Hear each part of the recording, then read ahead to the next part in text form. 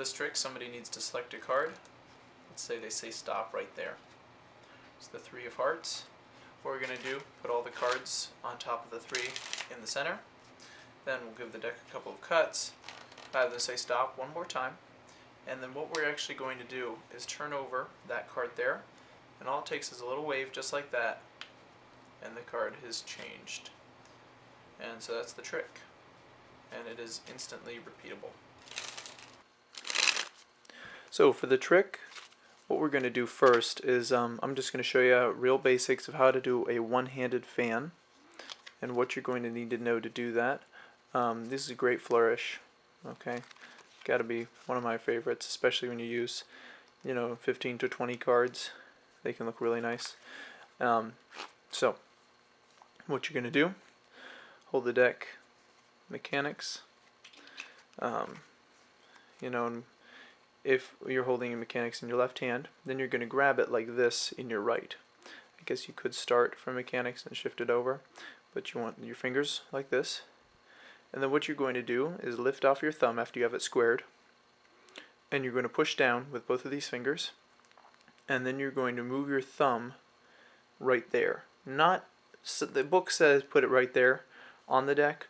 I put it a little bit off, sort of like half on the pack. Half on, half off the pack.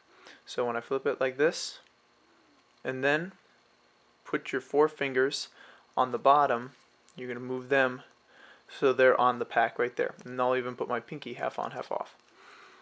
Then you're going to apply even pressure on both sides. It's hard to do slowly, but and then you're going to try to spread them all and try to get most of the cards to show.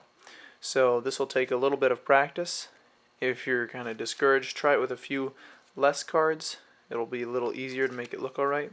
But your goal is that every card is shown evenly. So this is almost there. Anyway, the easiest, pick it up there, flip it out. So that pushes down and that spins. Okay, so that's how to do a one-handed fan, which the answer is actually mainly practice. I mean, trust me, when I did my first one, it was like that. So don't worry if you can't do it yet. It'll come. So on to the trick. You're going to have somebody say stop anywhere they like. Let's say they say stop there. Do a fan in your right hand, and that will allow you to flip over the card here. Okay? And there's an advanced and an easier version of this trick. So we'll teach the easier version. In the easier version, you count 1, 2 cards there, and then you're just going to lift up the card like this. You pick it up with your thumb and middle finger, and you scoot it over, and then you grab it with your middle and pinky right there, and that allows you to flip the card over. This might take a little bit of practice. There's all you basically need to do is get a double lift or control the card to the top. So if you know a good method to do that, you could just do a double undercut or whatever, but let's just say you do this. Have a double here, flip it over, stick it somewhere into the pack, push it in, and make sure your selection ends up on top. So the card's controlled to the top now. Now what you're going to do is you can throw in a couple of cuts like this, but when you do, get a pinky cut, a pinky break above the selection. In the front it won't look as bad. Then you can just do a classic, break force. Have a break back here, have somebody say stop somewhere above the break. Wherever they say stop, you pretend like that's the spot. So it looks like this, okay? And you're just basically, they say stop there, and as you lift it up, you come to that spot, okay? Or you could just choose the spot yourself, whatever you want. So we have the selection on top, but what we're going to do is make a one-handed fan in this hand. And as we do it, what I just did there was collected the selection on the bottom. Looks like this. As I'm spreading out those cards, the cards are going to be covering where the selection is. So they're spread, and then all I need to do is just pick up the selection underneath. And really, I can just thumb it off, just like that. Try not to do a whole lot of thumb movement, but just get the card off just so. So, as I spread, I push it underneath. And honestly, if you're just doing this spread right here, they're not going to notice that whatsoever. and that's how you pick it up. So we've spread and picked off the card, and what you're going to do now is turn over a single, okay, whatever that card is there, and then this is how the change works. It looks like that. All you're going to do is take this card here underneath, and I'm going to just pull this out a second. So this is underneath here, and underneath the fan, and you're just going to put it along here, flip it onto the deck, and square up this thing. So if you put it off a little bit, just make sure to square it up. You can square it up either direction. Okay? So this is under the cover of the fan. It's going to go like that. Alright? So, and you know, just going to kind of end up like that. So with the fan, we have the card underneath. Okay? And we're just flipping it over, turning the card over on top of that. So,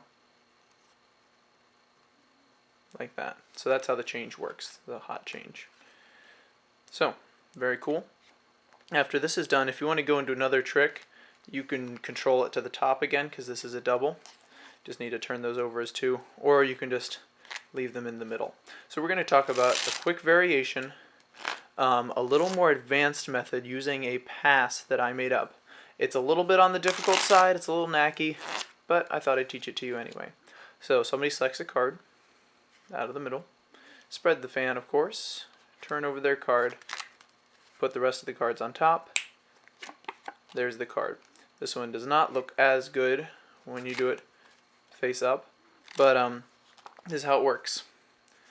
All you need to be able to do the fan and this little flourish like that. We're going to do this in slow motion, how this works. It's a lot easier with half the deck, a little harder with the full thing. So break off half.